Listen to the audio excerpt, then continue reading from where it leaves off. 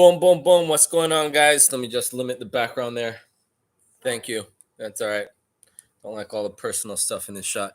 Key to winning in the social media game, guys. Try and keep the home life out of the forefront. The key to the sanity. Yeah, we'll keep it strictly business here, of course. Always professional. Dr. Dan in the house, guys. Ozark MMJ cards. I wanted to dig in here on the 420 live cast and really dig into stuff that I feel very passionately about, and that's overall wellness. It's crucial in talking about the whole cannabis as medicine foray and making sure to link it to things that will just help us live a longer and fuller life with more quality in it. And in those efforts, what it boils down to are these things that we do on a daily basis to increase not just our happiness, but our overall wellness. The kind of stuff that we do involves the people that we hang around, the choice of stimuli that we allow into our minds. That has a huge effect. The amount of screen time that we spend, the amount of time that we're spending with our families versus efforts to make money and our professional endeavors and those sorts of things. The sort of stuff that over time really depletes our endocannabinoid system. Every little quantum of insult that we undertake, anything that we're doing that's on an automated basis. Okay, these are not things that we feel to do in our thoughts and dreams that emanate from our limbic system. Okay, our emotional center. Our emotional center is our emotions don't change really throughout time, folks. We mature in our forebrains and we learn how to handle the calculus of life better as we age. Hopefully, not all of us. Time out, break for water.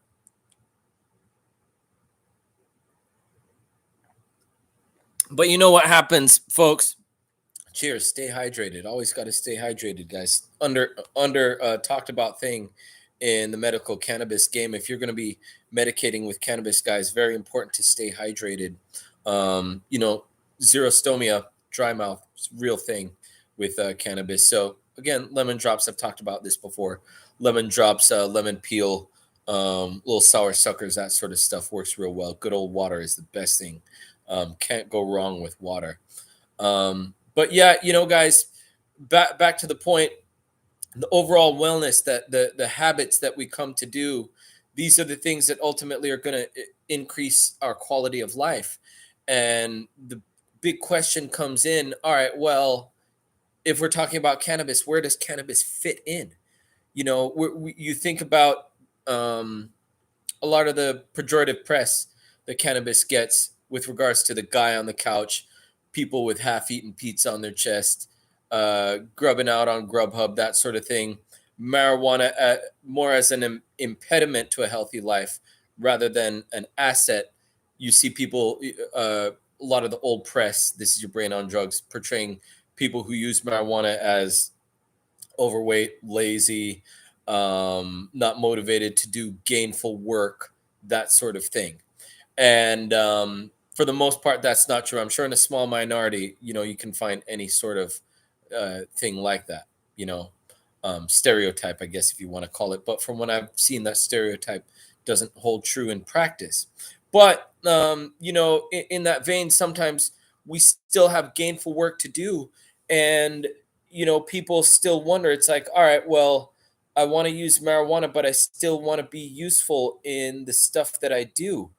And it's like, how do we get our minds right to get our focus so that we can shift from being at work to getting stuff done?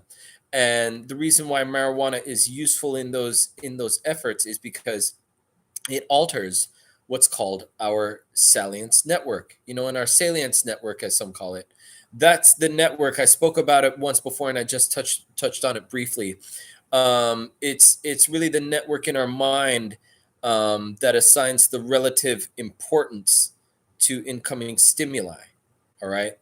And when people are overwrought with a lot of stimuli, if their salience network isn't functioning on par, then they're going to be taking in a lot more stimuli than what they really, really value as personally useful. And each of those non-useful quanta that they're acknowledging as stimuli, these could be just regular distractions in the day, could be someone cutting you off and flipping you off on the road, or some nasty person that you have to deal with in commerce in your job just because you have to get that sale or deal with this client. Little by little, these interactions, usually human, these each one represents a quantum of exhaust to our endocannabinoid system, and that's precisely the aim that we wish to address when treating with cannabis products, both THC and CBD. I always like to talk about the whole suite, the entire entourage of cannabinoids. So, how that endocannabinoid deficit happens is, through those repeated insults that exhaust our endocannabinoid system and lead to an exhaust of that salience network, all right, where the endocannabinoid system is densely at play, these CB1 receptors, these cannabinoid 1 receptors in our central nervous system. Okay. So what happens is we exhaust this salience network. We're not able to really focus as much on the things that we value, really just from our most basic and primitive dream state. Folks, as I was alluding to before, um, our intrinsic most childlike feelings, our emotions, they don't change really how we feel from when we're very small up until when we're adults. What hurts us inside, what makes us feel good inside, what brings us laughter, those kinds of things, the amount that we worry or feel pleasure or displeasure, if we're a person that tends to cry very easily, those sorts of things are innate and we can fight them with our forebrains, but those tendencies tend to remain constant throughout life. That's not a portion of our brain that matures because it's so primitive. Our emotional drives just tend not to change. Those tend to be relatively constant over time. We can learn how to shield them and transmute them as much as we can. But that's the thing that we have to pour conscious energy into. Anything that we have to pour conscious energy into also represents another quantum of exhaust of our endocannabinoid system. Okay, and again, that's where we form this endocannabinoid deficit. So I really wanted to focus on this salience network because when we're exhausted, folks, it's no surprise, already. It's a lot harder to come in from a long day's work and all the frustrations of dealing with adulting, and then having to engage in gainful healthy things like preparing healthy food, which requires energy. The cleanup requires energy. Everyone hates doing dishes and chopping and all of that kind of stuff. Some people enjoy doing it, but, well, I don't know who would, because that sucks. That just sucks. I hate doing dishes. I'll be honest with you.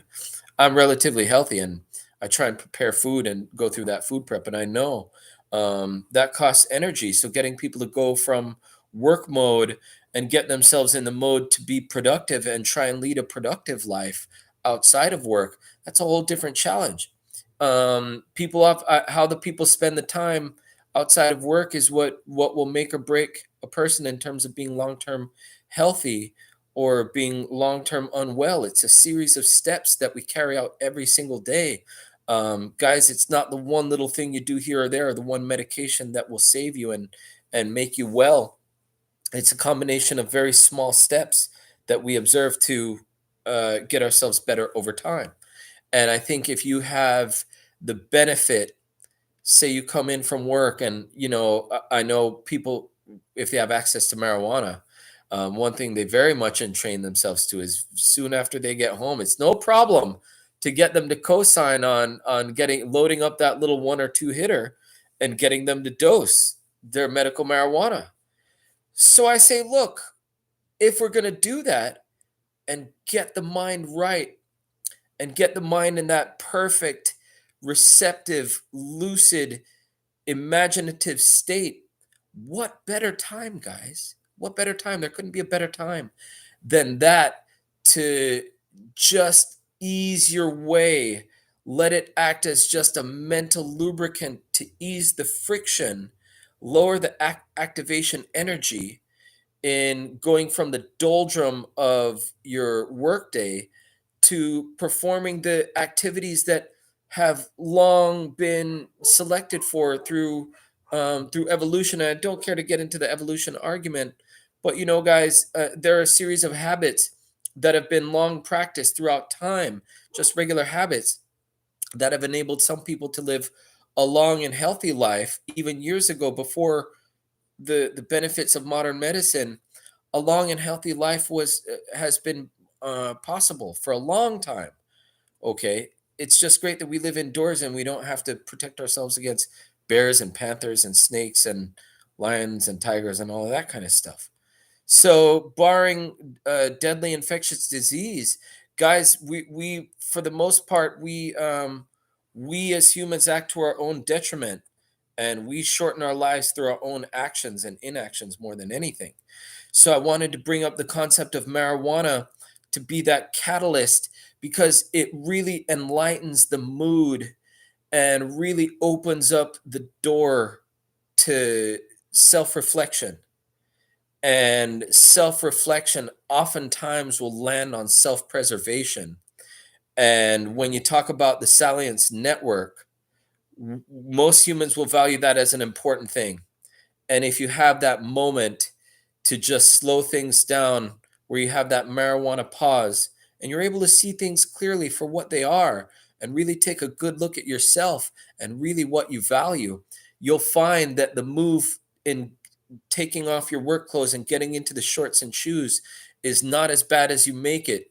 If you don the music and hear something or the podcast that you like, getting outside for that baby steps of just, if you haven't worked out for a while, I recommend walking, right? Get charged up with some water, stretch out, start with stretching. Guys, start slow. I'm so okay with baby steps, especially when it comes to diet and exercise. I know that undoing a lifetime, many, many years, even decades of bad habits, those things don't happen in a day, right?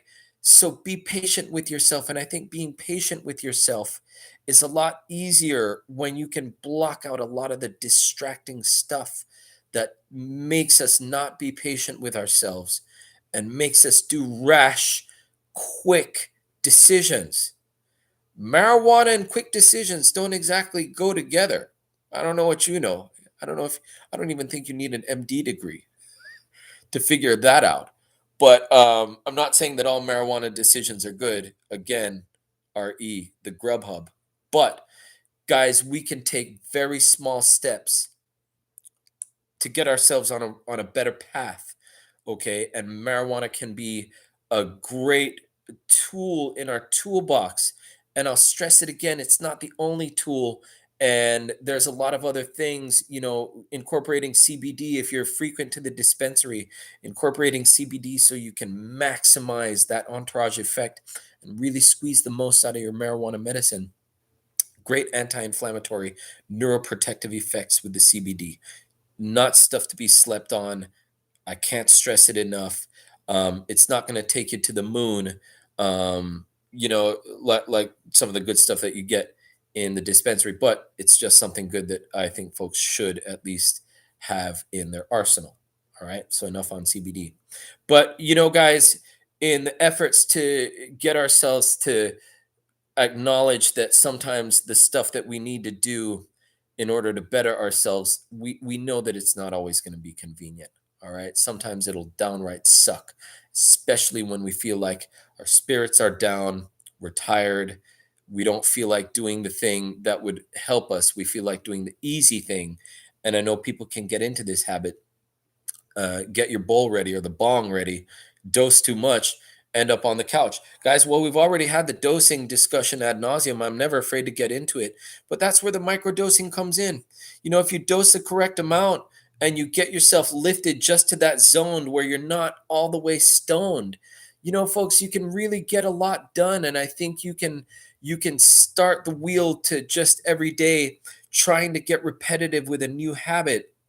And the more that you reinforce, you keep these thoughts in your forebrain, especially through self-reflection, which is quite possible and a lot easier with marijuana to visualize the self, turn the mind's eye back on the self, turn the forebrain instead of to the outside, all of the distracting things. The thing that marijuana does so well is linearizes the self and takes the choice out of the matter to where sometimes we choose to acknowledge these distracting stimuli.